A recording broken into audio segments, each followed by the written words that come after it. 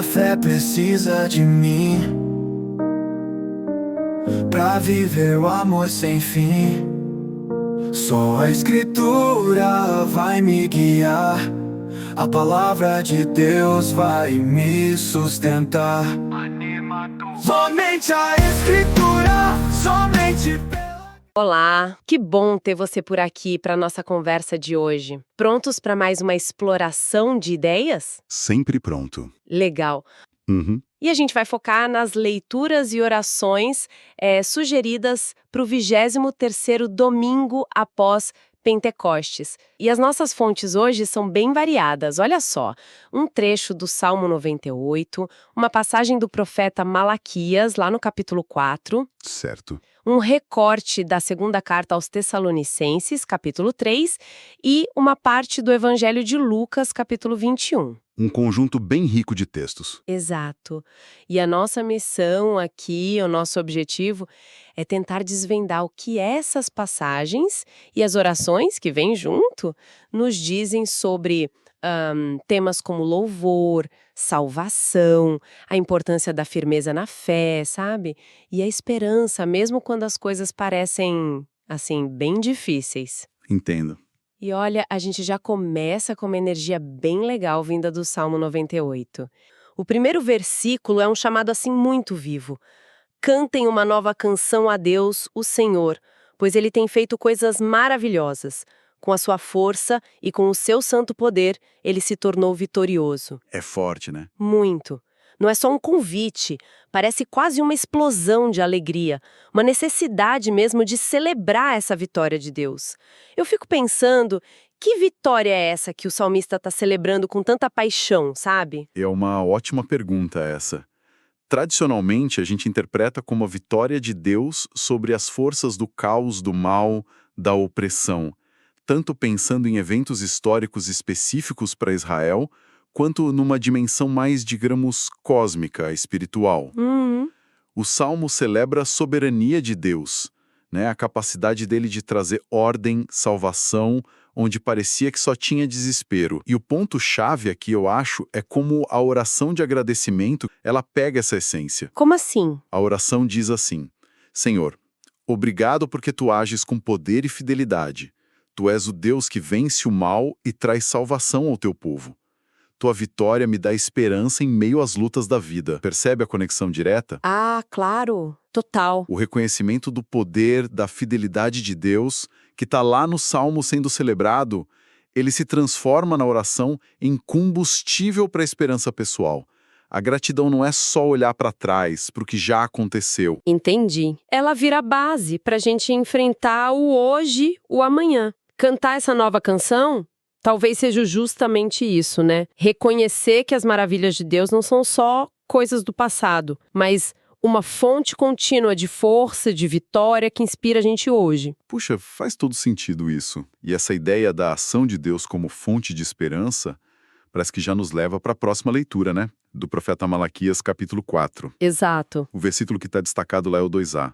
Mas para vocês que me temem, a minha salvação brilhará como o sol, trazendo vida nos seus raios. Nossa, que imagem poderosa. Um sol que cura, não que queima. Impressionante, né? Isso cria um contraste bem forte, você não acha? Porque muitas vezes a gente associa as profecias do Antigo Testamento com mensagens de julgamento, né? E Malaquias também tem passagens assim. Como é que essa promessa de luz e cura se encaixa nesse contexto maior? Você tocou num ponto central. Malaquias, assim como outros profetas, ele realmente anuncia um dia do Senhor. E esse dia envolve, sim, julgamento para os maus, mas também cura para os justos. Ah, entendi. Aqueles que temem a Deus, que aqui significa mais reverência, fidelidade, do que aquele medo que paralisa, sabe? A imagem do sol da salvação, ou o sol da justiça, em algumas traduções, ela é incrivelmente rica. No Antigo Oriente Próximo, o sol era ligado à realeza, ao poder, e às vezes sim, à justiça e à cura. Então essa promessa sugere que a salvação de Deus não é só um livramento, é uma restauração completa, sabe? Uma fonte de vida, de bem-estar que irradia como a luz do sol. Nossa, que bonito isso. E a oração de perdão que acompanha essa leitura, ela dialoga muito intensamente com essa imagem. Ela começa confessando, né? Senhor, confesso que muitas vezes me afasto da tua justiça. As sombras do pecado tentam apagar tua luz em mim. Tem uma honestidade ali sobre a própria sombra, a falha humana. E o pedido principal na oração é para que Deus faça brilhar em meu coração o sol da tua graça, né? Pedindo cura, renovação da fé.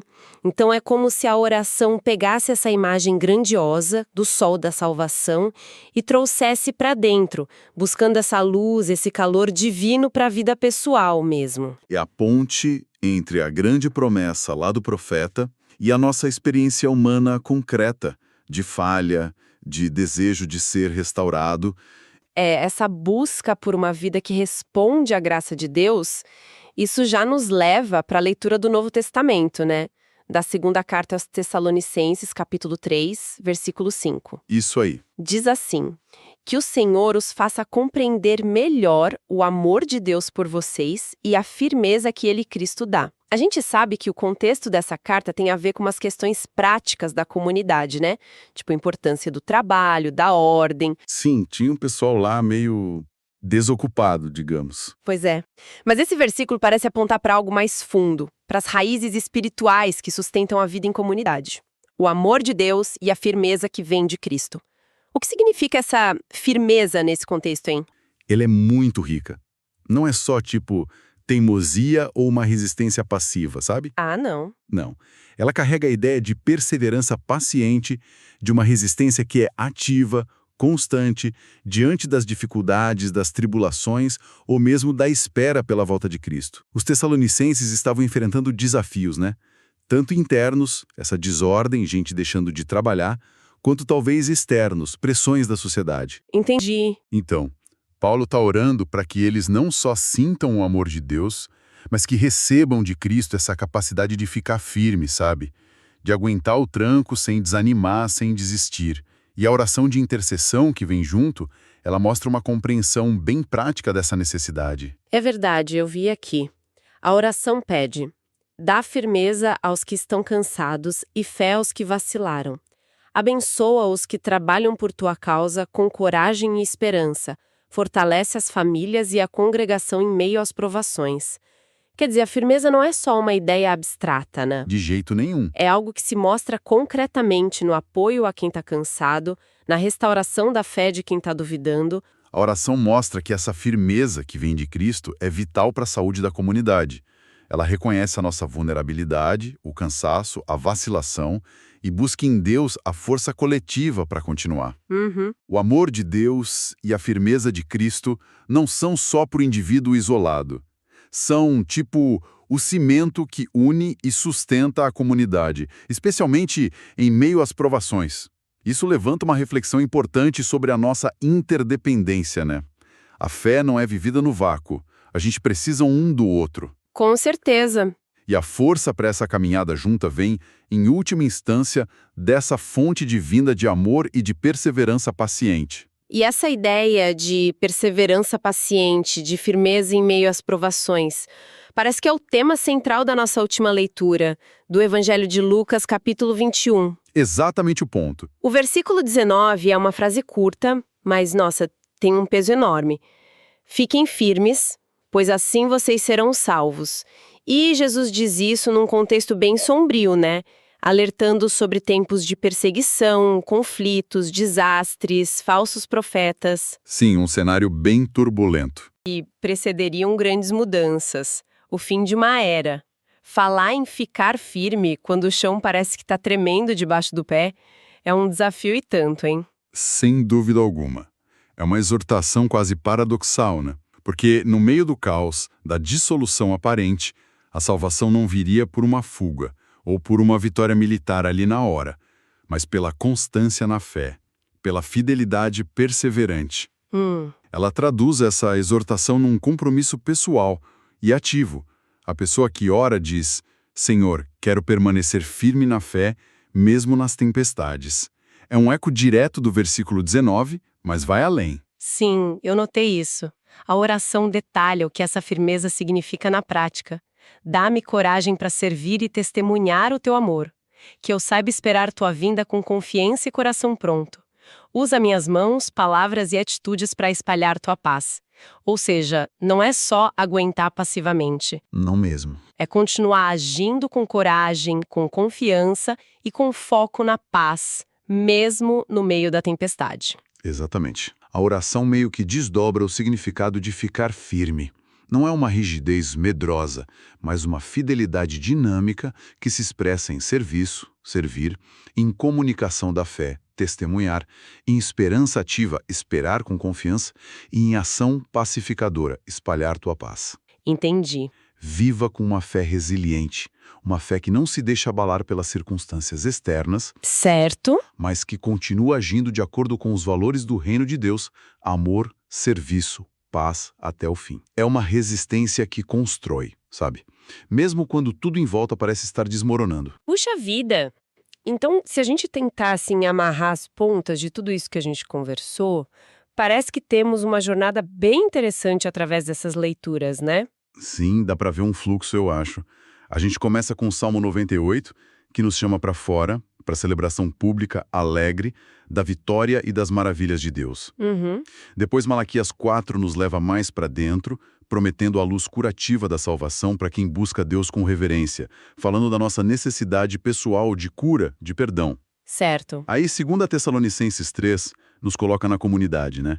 Enfatizando a importância do amor mútuo, da firmeza que Cristo dá pra gente sustentar um ao outro nas lutas, no serviço. Faz sentido. E por fim, Lucas 21 nos projeta para o futuro, para os tempos difíceis, com essa exortação crucial de permanecer firme na fé como caminho para a salvação. Mas não de forma passiva, né? De forma ativa, engajada. Busta. Uma fé que olha para cima, em louvor, Salmo, Isso. olha para dentro, buscando cura e luz, Malaquias, olha para os lados, fortalecendo a comunidade, em Tessalonicenses, Isso. e olha para frente com perseverança e ação, Lucas. E talvez para a gente continuar pensando nisso, né? Fica a pergunta. Essas mensagens de vitória divina, de luz na escuridão, de firmeza na comunidade e perseverança pessoal, como é que elas conversam com a nossa realidade hoje? Boa pergunta. A gente vive tempos cheios de incertezas, de desafios, às vezes de escuridão mesmo. De que forma concreta essa exortação para ficar firme pode se manifestar nas nossas vidas, nas nossas escolhas, na maneira como a gente trata os outros, como a gente enfrenta as dificuldades do nosso tempo? O que significa, na prática, ser essa luz ou buscar essa firmeza hoje em dia? Fica aí pra gente pensar. Excelente ponto para nossa reflexão. Bom, esperamos que essa nossa conversa tenha trazido alguma luz, alguma inspiração, que a reflexão sobre essas palavras que são antigas, mas tão atuais, né? Que seja realmente proveitosa e ajude a iluminar os caminhos. Com certeza. Desejamos a você uma ótima continuação e uma profunda reflexão. Até a próxima. Até mais.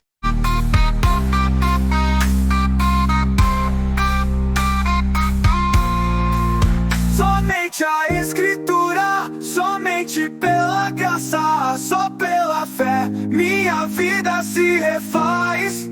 Somente a Escritura, somente pela graça, só pela fé, em Jesus encontro paz.